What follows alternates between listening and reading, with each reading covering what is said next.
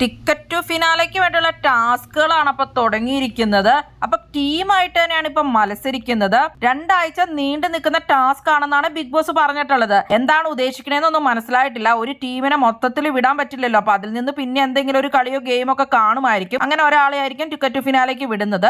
Team ശരിക്കും പറഞ്ഞു കഴിഞ്ഞാൽ ഡ്യൂട്ടീസ് ചെയ്യാനും മാത്രമേ ഉള്ളൂ എന്നായിരുന്നു ബിഗ് ബോസ് പറഞ്ഞിട്ടുണ്ടായിരുന്നത്. അപ്പൊ ഈ വലിയ ഗെയിമിൽ ഇൻഡിവിജ്വൽ ആയിട്ട് കൊടുക്കാണ്ട് ടീമായിട്ട് കൊടുത്തേക്കുവാണ്. എന്തായാലും വലിയ മാറ്റിപ്പിടിക്കലാണല്ലോ എന്തൊക്കെയാണോ. അപ്പൊ ഇപ്പൊ കഴിഞ്ഞിരിക്കുന്ന ആ സോപ്പ് പതപ്പിക്കുന്ന ടാസ്ക് ആണ്. അതിൽ ജയിച്ചിരിക്കുന്നത് സായിയുടെ ടീമുകാരാണ്. ടണൽ ടീമാണ്. സായിയും സിജോയും ആയിരുന്നു മത്സരിച്ചിട്ടുണ്ടായിരുന്നത്. മറ്റൊരാള് ജഡ്ജ് ആയിരുന്നു. അപ്പൊ ഓരോ ടീമിൽ നിന്നും ഓരോരുത്തരും ജഡ്ജും ആയിരുന്നു. അപ്പൊ ഇവരുടെ ജഡ്ജറെ ആയിരുന്നു. പിന്നെ സെക്കൻഡ് വന്നത് അർജുന്റെ ഒക്കെ ടീമാണ്, നെക്സ്റ്റ് ടീം. അതിൽ മത്സരിച്ചിട്ടുണ്ടായിരുന്നത് അഭിഷേകും ഋഷിയുമായിരുന്നു. ജഡ്ജായിട്ട് ജാസ്മിനും ഉണ്ടായിരുന്നു. പിന്നെ തേർഡ് കിട്ടിയത് ഡെൻ ടീമിനാണ്, വെസൽ ക്ലീനിങ് ആയിട്ടുള്ള ടീമിന്. ജോയും നന്ദനയും ആയിരുന്നു മത്സരിച്ചിട്ടുണ്ടായിരുന്നത്. ജഡ്ജായിട്ട് റസ്മിനും ഉണ്ടായിരുന്നു. പിന്നെ ഫോർത്ത് വന്നത് ശ്രീധുവിന്റെ ഒക്കെ ടീമാണ്. ശ്രീധുവും അതുപോലെ തന്നെ നോറയും മത്സരിച്ചിട്ടുണ്ടായിരുന്നു. പിന്നെ അൻസിബ ജഡ്ജ് ആയിട്ടുണ്ടായിരുന്നു. ഇപ്പോൾ പോയിന്റ്സ് ഒക്കെ കിട്ടിയിരിക്കുന്ന ടീം വൈസ് തന്നെയാണ്. അപ്പൊ സായിയുടെ ടീമിന് 3 പോയിന്റ് കിട്ടിയിട്ടുണ്ട്. 2 പോയിന്റ് ആണ് അർജുന്റെ ഒക്കെ ടീമിന് കിട്ടിയിട്ടുള്ള നെസ്റ്റിന്. പോയിന്റ് ആണ് ഡെൻ ടീമിന് കിട്ടിയിട്ടുള്ള ജിൻഡോയുടെ ഒക്കെ ടീം. ശ്രീധുവിന്റെ ഒക്കെ ടീമിന് ഒറ്റ പോയിന്റും കിട്ടിയില്ല. ജഡ്ജ് ചെയ്ത എല്ലാവരും ഇപ്പൊ ബിഗ് ബോസ് നല്ല ചീത്താനെ പറയുന്നുണ്ടായിരുന്നു. നന്നായിട്ടല്ല ജഡ്ജ്മെന്റ് ചെയ്തേന്നുള്ളത് ബിഗ് ബോസ് പറയുകയുണ്ടായി. ഇത് കളിയല്ല, ചിരിക്കാനല്ല പറഞ്ഞെന്നൊക്കെ പറയുകയുണ്ടായി. അപ്പൊ അവരെ വഴക്ക് പറയുന്നുണ്ടായിരുന്നു ബിഗ് ബോസ്. ഇത് സീരിയസ് ആയിട്ട് കാണേണ്ട ടാസ്ക് ആണെന്നാണ് ബിഗ് ബോസ് പറഞ്ഞത്. ഇനി അപ്പൊ 2 ആഴ്ച നീണ്ടു നിൽക്കുന്ന ടാസ്ക് ഉണ്ട്. അത് കഴിയുമ്പോഴാണ് ഏത് ടീമാണ് സെലക്ട് ആവുന്നതും പിന്നെ ഇൻഡിവിജ്വൽ ആയിട്ട് ഒരാളെയൊക്കെ ആയിരിക്കും വിടുന്നത്. ബാക്കി കാര്യങ്ങൾ പിന്നീടാണ് അറിയാൻ പറ്റുള്ളൂ.